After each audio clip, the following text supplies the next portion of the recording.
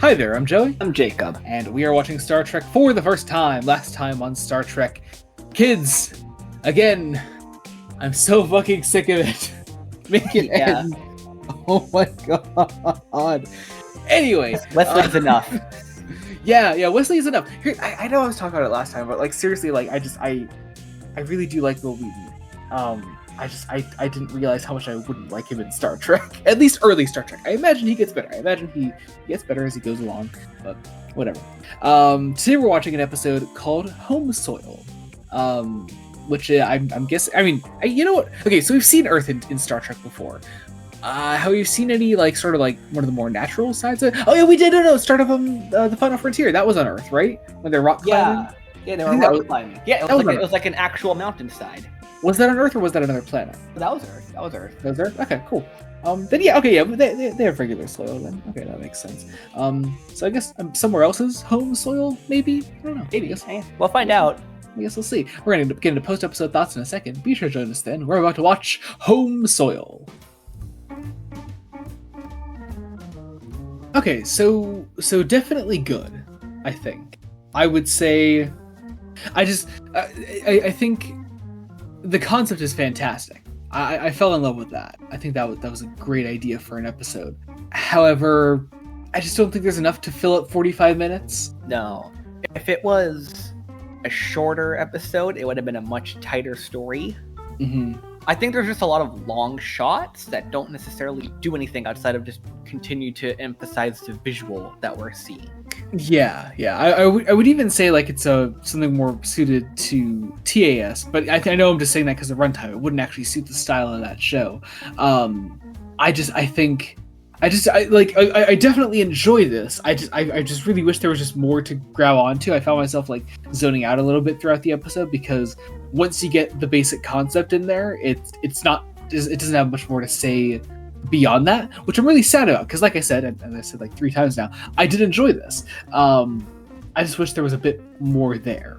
It doesn't quite know what to do with itself once it has its main conflict stated, I think.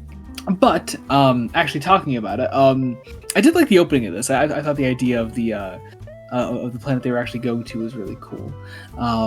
I did find it funny though the opening where they're like, take a good look. It's not going to be like this in a couple decades. Like, what? There's plenty of time for me to look back at it. I don't need to take a good look now. What do you mean? What are you saying? That's not right. I know.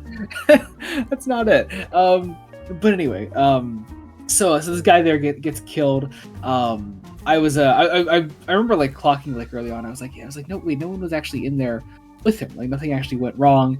And they do kind of try to make you think then that it was like a technology like malfunction thing, because then like Data's attacked by the lasers there.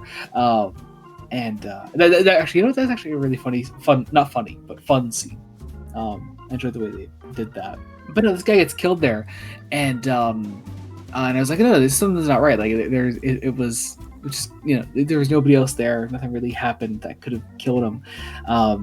And so we introduced the idea of these sort of microscopic inorganic life forms, which I think I've seen like done a couple different times in TOS, but I think this was probably the one that like focused the most on the idea of the microscopic inorganic life forms. It also feels like the most like scientifically accurate, approachable way to understand what we're looking at. Mm-hmm. Well, because wasn't there also the one in like, I think it was like the season 1 finale of TOS where Kirk's brother died, and they once again did the not microscopic, but they did the inorganic life forms, and it's like, no, you know, that's not what that is. that's clearly not what that is.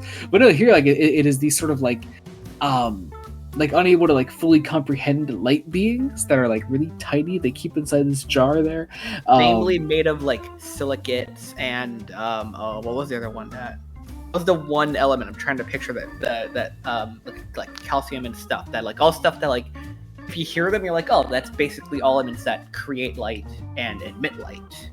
Yeah.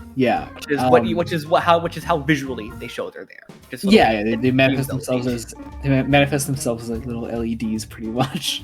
But no, I love the scene where they first discover them. It's Data. And I have it in my notes here because we started dying laughing, and I felt bad, but it's okay because you're blind. You're half blind. Yeah. And I was like, you know, I'm okay laughing at this. It was really fucking funny. Data's like, LaForge, I need some visual assistance. And it's like fucking ass. I love it. It's so funny. They knew what they were doing. Yeah. But anyway, this life form was like able to like duplicate itself, and eventually learns to like sort of communicate with them by like assimilating their language.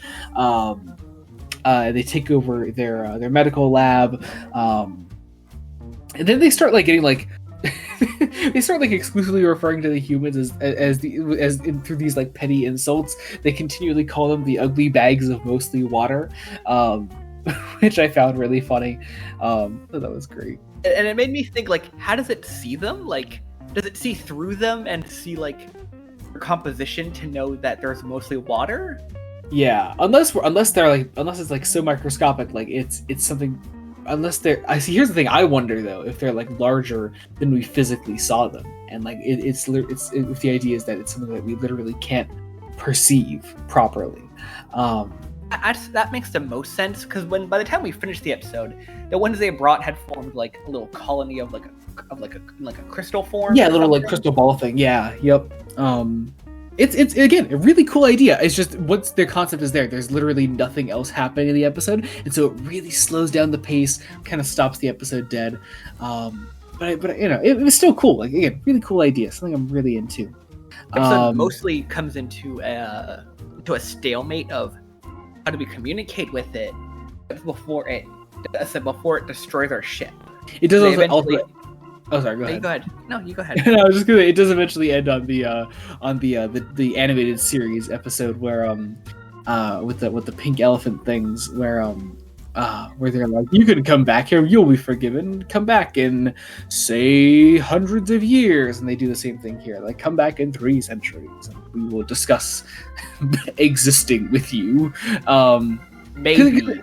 Yeah, but they did also like that aspect of it, that it was like their home had pretty much been taken from them because the humans that sort of landed there and stayed there were under the impression that it was a completely uninhabited planet, and so when they first discovered the beings, they didn't view them as life because it was, you know, there's no way they could.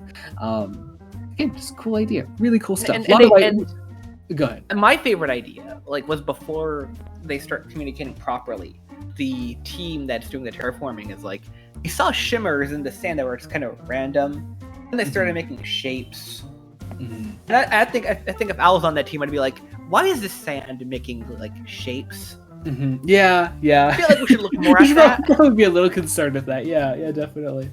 But no, overall, cool enough episode, enough to get me by, and I enjoyed it. It was a solid time. Yeah, I think that about does it. We have 8 episodes left in the season. Very excited to continue with that. Be sure to join us next time when we continue Star Trek: The Next Generation. Until then, this has been Joey Morgan. Jacob. Goodbye.